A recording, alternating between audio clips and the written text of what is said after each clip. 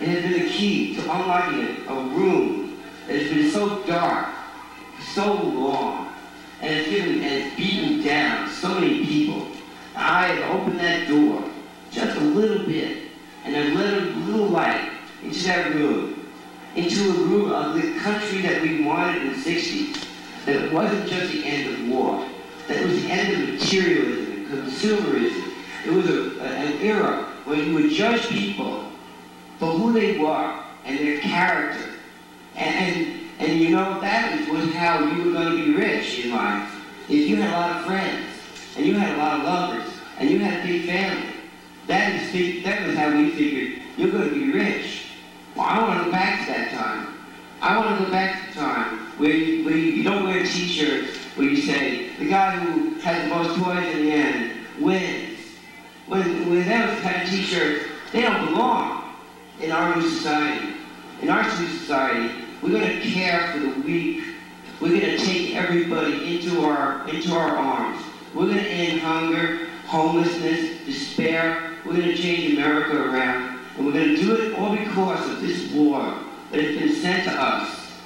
This has been sent to us to find something in ourselves, some strength in ourselves, to do the right thing, to change America. And you know, all the things we wanted in the 60s, we were right.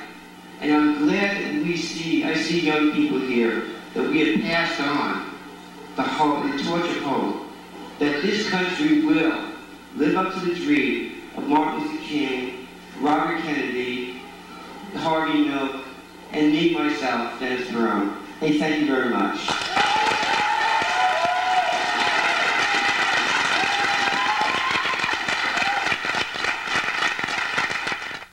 John reached for pretty Joe went for his gun. Shots to the night. Brown paper bag drops to the ground. Right.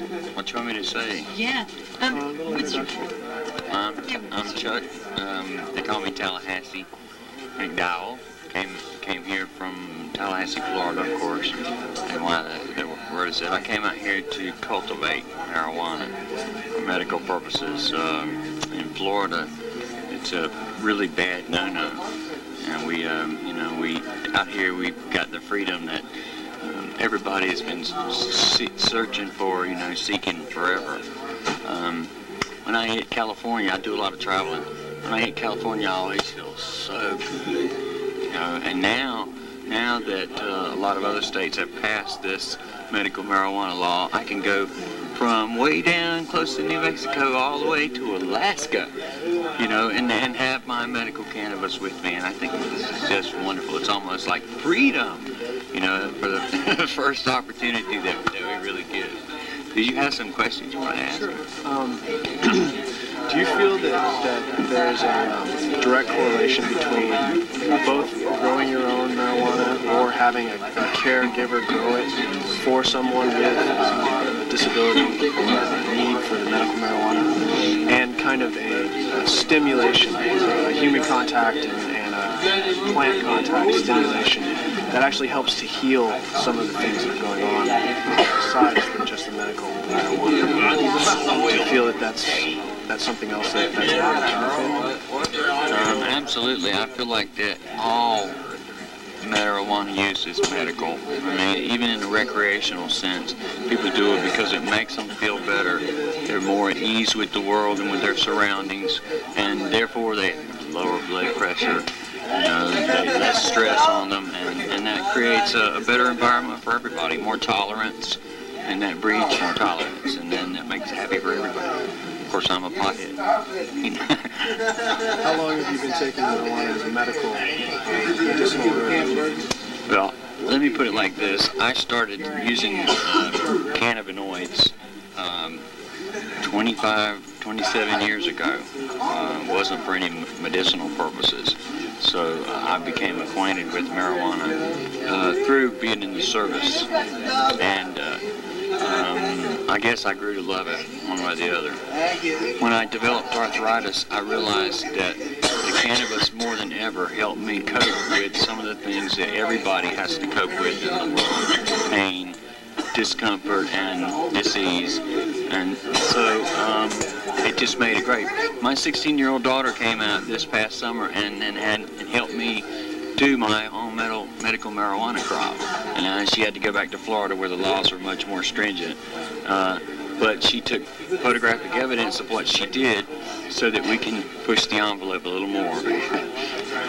Try to get it right. Right. Have you ever had to had a brush with the law over your medical marijuana? Well, yes, as a matter of fact, I did in Florida. I came through it with like an $8,000 fine and 2 years probation. It was 4 years probation done in 2 years' time. And my adjudication of guilt was withheld in that case, which was, gosh, you know, I feel like a casualty of war in some cases.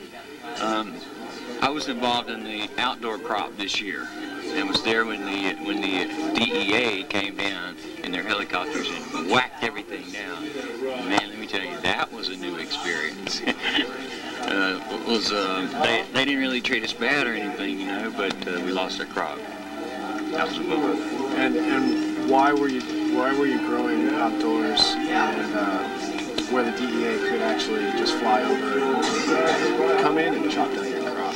Because the people in California voted this law, and we felt like that we had to go and say, well, we're doing what the people voted. We're doing this collectively for a group of people who can't get out here. We have several people in wheelchairs who can't, you know, actively participate in an outdoor cultivation. The reason outdoors because the outdoor crop generally yields a little bit more, but sometimes the outdoor particular cannabis is more receptive to a person's medical needs. I have some people say this particular kind helps their back, you know, and other people have it for depression, and it takes a particular kind for them. So with the mix in the indoor and the outdoor, that's why we did it like that. And like I say, we wanted to be in the open. We notified the sheriff's department. We notified the district attorney, Terry Farmer. We were trying to show, you know, that we could do this. The city council was behind the Humboldt Cannabis Center, and if we were in Arcata, I don't think we'd have had the same problem.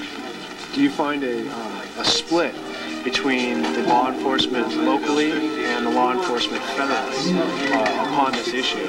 And if you do see a split, what is it? Well, I do see a split. Personally, I talked with Steve Knight, who's the head of the drug task force in Humboldt County, and gave him my recommendation from my doctor, and he told me personally that 10 plants or fewer per patient, and I feel like that this is a pretty liberal attitude. Whenever we went through the DEA helicopter bust, I told the guys, I asked them, I says, when we have our little 10 plant gardens, are you going to come down with your helicopters and take that? And nobody would answer me. And I thought that was dire, you know. But the local officials came, they flew around our crop, they videotaped us, we videotaped them, we all waved and smiled, and that was weeks before the DEA came in. So they complied. Local cops, they definitely complied. And so this was a legal marijuana, medical marijuana shop, and the DEA took it. We had 155 plants, and they counted 251 because we have an intensive cultivation method. But, you know, yeah, they took it. I'm sorry. Go ahead with your question. Oh no, I was just wondering if there's a court any kind of lawsuit planned against the federal government and the DEA for this. We're going according to the directions from our lawyer, Manny Daskell, and steps are being taken as far as I know, but they're being taken in a covert type of way. I don't think anybody wants to jump right off and take on the federal government, you know. Basically, they didn't, I feel like that they didn't charge us with cultivation, and they didn't take us to jail because it would have been tried in a federal court in San Francisco. And people, you know, who are handicapped, who are taking chemotherapy, who are suffering, which is what 215, the Compassionate Use Act, was about.